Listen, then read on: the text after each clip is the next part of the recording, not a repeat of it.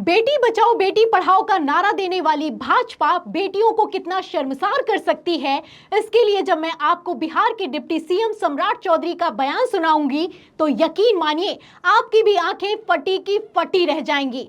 मतलब बेशर्मी की सारी सीमाएं ही पार हो चुकी हैं। जहां एक तरफ लोकसभा के चुनाव प्रचार में प्रधानमंत्री नरेंद्र मोदी महिला शक्ति की बात कर रहे हैं, वहीं दूसरी तरफ उन्हीं के पार्टी के नेता महिलाओं के लिए घटिया भाषा का इस्तेमाल कर रहे हैं। तो आखिर ऐसा क्या कह दिया है बिहार के डिप्टी सीएम सम्राट चौधरी ने? पहले आप उनका ये बयान सुनिए, फिर इस बयान के सामने आने के बाद कैसे बवाल मच गया है और लालू प्रसाद यादव की बेटी रोहिणी आचार्य ने लंका लगा कर रख दी है, मैं आपको बताती हूँ। लालू जी तो अब अपनी बेटी तक को नहीं छोड़े, पहले किडनी लिए तब टिकट दिया। यही है लालू यादव जी का परिचय।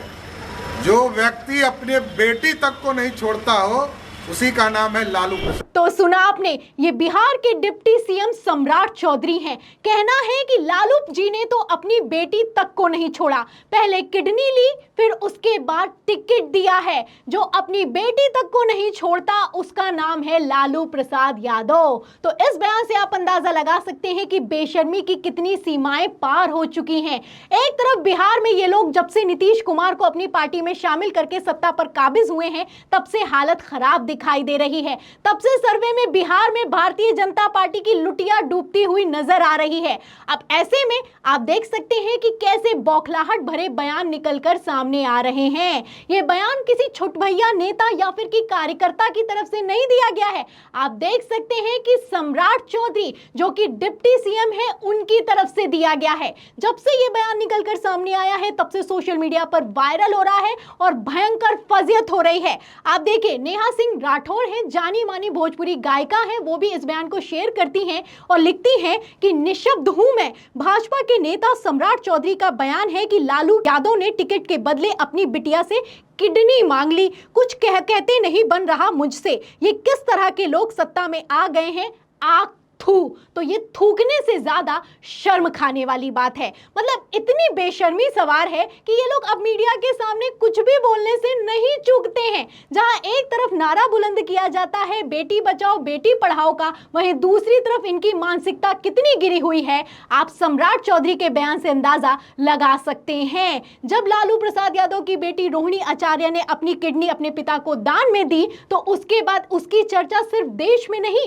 बल्कि विदेश में भी हुई। विदेश में भी खबरें चलाई गई कि बेटी हो तो ऐसी। लेकिन उन सब के बावजूद आप देख सकते हैं कि राजनीति में इन लोगों का स्तर इतना ज्यादा गिर गया है कि बेटी पर तो कमेंट करते ही हैं, उसी के साथ लालू प्रसाद यादव को लेकर कहते हैं कि ये तो पहले किडनी लेता है फिर टिकट देता है। फिलहाल ये बयान जब से वायरल हुआ है तब से बवाल मच गया है और इन सबके बीच लालू प्रसाद यादव की बेटी रोहिणी आचार्य ने कमान संभाली है। उन्होंने क्या लिखा है ध्यान से सुनिएगा। वो लिखती है कि अपने पापा को अपनी एक किडनी देना तो उनके प्रति मेरा कर्तव्य और प्यार है। अपने परिवार और अपनी जन्मभूमि बिहार के लिए तो रोहिणी अपनी जान न्यौछावर करने को तैयार है। तो आप देख सकते हैं ये परिवार होता है और उस परिवार के लिए कुछ दान दिया जाता है तो उसके बदले कुछ लिया नहीं जा सकता। लेकिन ये भाजपा के लोग कहां ही समझेंगे। फिलहाल रोहिणी आचार्य एक और कमेंट करती हैं। वो लिखती हैं कि लालू जी की बेटी हूं, ओछी सोच व ओछे चरित्र वालों की हर ओछी बात का जवाब जनता के बीच जनता जनार्दन की अदालत में दूंगी। सही गलत का फैसला जनता करेगी। तो जनता तो सही गलत का फैसला कर देगी, लेकिन सम्राट चौधरी जैसे लोग सही और गलत का फेर नहीं समझ सकते।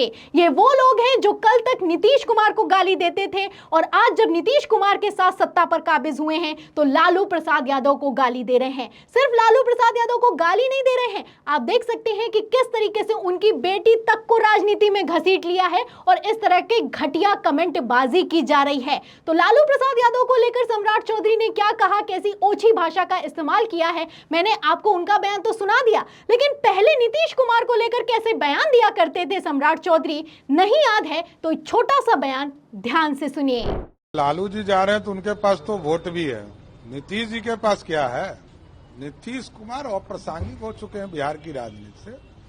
अब बिहार में उनका कुछ नहीं बचा है और ये दूसरी पार्टी के लोग भी समझ चुके हैं कि नीतीश कुमार जी अब रद्दी माल हो चुके। तो सुना आपने, ये बिहार के डिप्टी सीएम सम्राट चौधरी हैं। पहले नीतीश कुमार को गाली दिया करते थे, अब लालू प्रसाद यादव को गाली दे रहे हैं। पहले कहा करते थे कि नीतीश कुमार रद्दी का माल हो चुके हैं, और अब लालू प्रसाद यादव को लेकर कह रहे हैं कि ये तो वो नेता है जो कि अपनी बेटी से किडनी लेता है फिर टिकट देता है। हालत तो ये हो चुकी है कि इन लोगों को अब ये समझ में नहीं आ रहा है कि क्या कहना है क्या नहीं कहना है। एक तरफ नारा बुलंद किया जाता है बेटी बचाओ बेटी पढ़ाओ, वहीं दूसरी तरफ सरेआम बेटियों को अपमानित किया जा रहा है। बेटियों को लेकर कैसी भाषा का इस्तेमाल किया जा रहा है आप सम्राट चौधरी के बयान से समझ सकते हैं।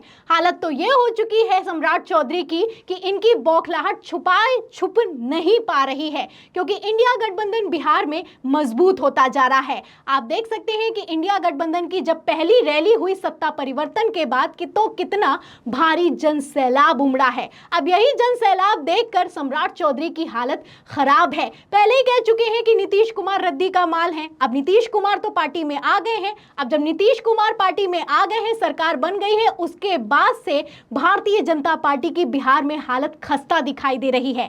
आलम तो यह हो चुका है कि प्रधानमंत्री नरेंद्र मोदी तक डैमेज कंट्रोल नहीं कर पा रहे हैं। ऐसे हालातों में ये लोग बौखला रहे हैं, और उसी बौखलाहट में कैसे बयान दिए जा रहे हैं आप देख सकते हैं। तो बिहार से लेकर महाराष्ट्र में बीजेपी चारों तरफ से फंस चुकी है। बिहार की अगर बात की जाए तो यहां पर नीतीश कुमार को शामिल किया है। महाराष्ट्र की अगर बात की जाए तो राज ठाकरे को शामिल किया है। महाराष्ट्र में 48 सीटें होती हैं और बिहार में 40 सीटें होती हैं। ऐसे हालातों में बीजेपी कैसे 400 पार कर पाएगी, सवाल खड़ा होता है। और जहां एक तरफ 400 पार की हवा निकलती हुई दिखाई दे रही है, वहीं दूसरी तरफ बौखलाहट भरे बयान निकलकर सामने आ रहे हैं। इन बयानों से आप अंदाजा लगा सकते हैं कि अंदर खाने भाजपा की हालत कितनी टाइट है। फिलहाल जो बयान दिया गया है उस पर आप क्या सोचते हैं, आपकी क्या राय है? और अगर मैं आपसे पूछूं कि बिहार में इस बार भाजपा का क्या होगा, इस पर आपकी क्या राय है, हमें कमेंट बॉक्स में जरूर लिखें। वीडियो को ज्यादा से ज्यादा शेयर करें, सब्सक्राइबर बटन दबाएं, हमारे चैनल को लाइक करें, ज्वाइन करें। फिर मिलती हूं अगली खबर के साथ, तब तक के लिए धन्यवाद।